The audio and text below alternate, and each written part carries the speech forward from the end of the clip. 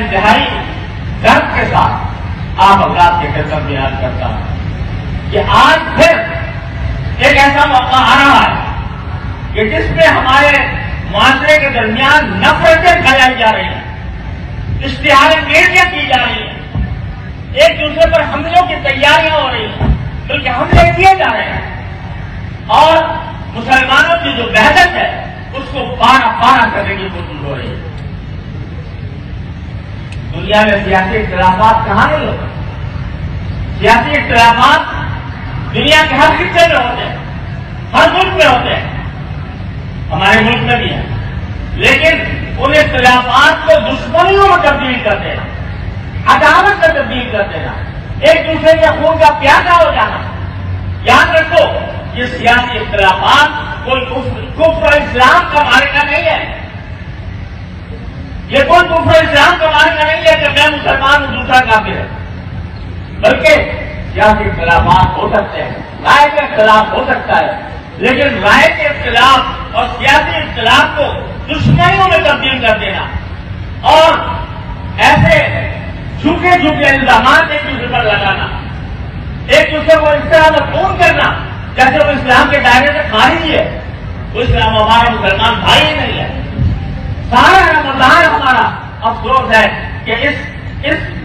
آفت میں گزرا ہے کہ ہم ایک دوسرے کے اوپر الزامات، اتہامات پھیلاتے رہے، نفرتوں کے بیج بولتے رہے۔ کیا یہ پاکستان اس لیے بنا تھا کہ ہم ایک دوسرے کے گلے کاٹے؟ اس لیے بنا تھا کہ ایک دوسرے کے لیے نفرت کے بیج بوئے؟ خدا کے لیے ہم ہوش میں آئے، اختلاف کو اختلاف کی حد میں رکھیں۔ آپ جو چاہیں، آپ کا جو سیاسی نظریہ ہو، آپ جو چاہیں سیاسی پارٹی اختیار کریں، لیکن ایک دوسرے کے گلے کاٹنا، ایک دوسرے کے اوپر حملہ آور ہونا، ایک دوسرے کے اوپر جھوٹے الزامات لگانا اور ایک دوسرے کے خلاف سفارا ہونا اور ملت کو، امت کو تقسیم کرنا کہ یہ ایک پارٹی اور دوسری پارٹی ہے، اور یہ مسلمان ہے، یہ غیر مسلم ہے، یا یہ حق ہے، یہ باطل ہے، جس میں ہمیں یہ اگر یہ سلسلہ ہمیں بات جاری رہے گا، ہم کسی چیز کے لیے رہیں گے، ہم آپس میں ایک دوسرے کو سے لڑ کر ختم ہو جائیں گے۔ خدا کے لیے ہوش کرنا سن لیں، اعتدال کو، سنجیدگی کو، متانت کو، سمجھ بوجھ کو اختیار کریں اور جذباتیت کا خاتمہ کریں، ٹھنڈے دل و دماغ سے سوچیں، ٹھنڈے دل و دماغ سے فیصلے کریں اور ٹھنڈے دل و دماغ کے مطابق جو بات آپ کو حق نظر آتی ہے بے شک اس کے پیچھے چلیں، لیکن لڑائیاں، ایک دوسرے پر حملے، ایک دوسرے کے اوپر دشنام ترازی، گالی گلوچ،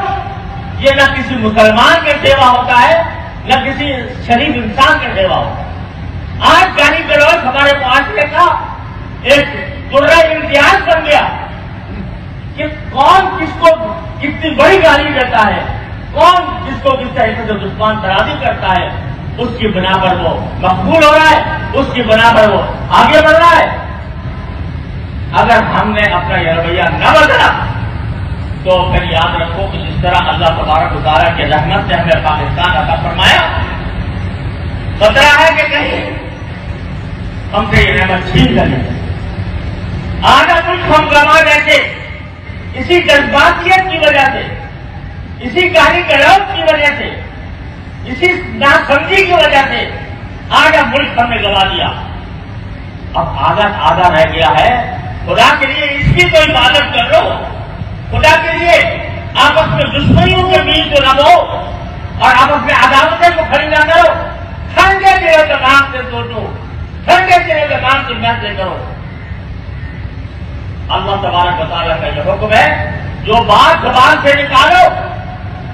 وہ تمہاری 16 آنے سچی ہونی چاہیے۔ دوسروں پر الزام تراشی سے پہلے سوچ لو کہ کیا تم اللہ کے پاس جا کر اس الزام کو ثابت کر سکو گے؟ کیا اللہ تعالیٰ جب تم سے مطالبہ کرے گا کہ تم نے فلاں الزام فلاں پر لگایا تھا، بتاؤ تمہارے پاس کیا دلیل ہے؟ تو کیا اللہ تبارک و تعالیٰ کے سامنے اس پوزیشن میں ہوگے کہ اس کو تم ثابت کر سکو؟ اگر نہیں ثابت کر سکو گے جہنم کے انگارے تمہارا مقدر ہے۔ اللہ تعالیٰ ہر مسلمان کی حفاظت فرمائے۔ تو زبان کو قابو میں لاؤ، اپنی سوچ کو قابو میں لاؤ، اپنی فکر کو قابو میں لاؤ، اعتدال پیدا کرو، سنجیدگی پیدا کرو، ایک دوسرے کی بات ٹھنڈے دل سے سمجھنے کا حوصلہ پیدا کرو۔ یہ ہے راستہ پلٹنے کا، اور اگر اس کے خلاف کسی راستے پر چلیں گے تو یہ ہمارے لیے یاد رکھو ملکی اعتبار سے، اجتماعی اعتبار سے ہلاکت کا، تباہی کا، بربادی کا راستہ۔ آج اس عجیب اجتماع میں ایک بہت ہی عاجز مخلوق آپ کے سامنے ہاتھ جوڑ کر التجا کرتا ہوں کہ خدا کے لیے ان نفرتوں کے بیجوں کو ختم کرو، اشتہار کیرتیاں دفن کرو، اللہ تعالیٰ سے رجوع کرو، اللہ تعالیٰ سے مانگو کہ اللہ ہمیں اپنے اس ملک کو محفوظ رکھنے کے لیے جو طریقہ ہمیں اختیار کرنا چاہیے، اے اللہ اپنے فضل و کرم سے ہمیں اس کی توفیق عطا فرما، اور جو راستے تباہی کی طرف جا رہے ہیں، بربادی کی طرف جا رہے ہیں، اے اللہ ہمیں ان سے محفوظ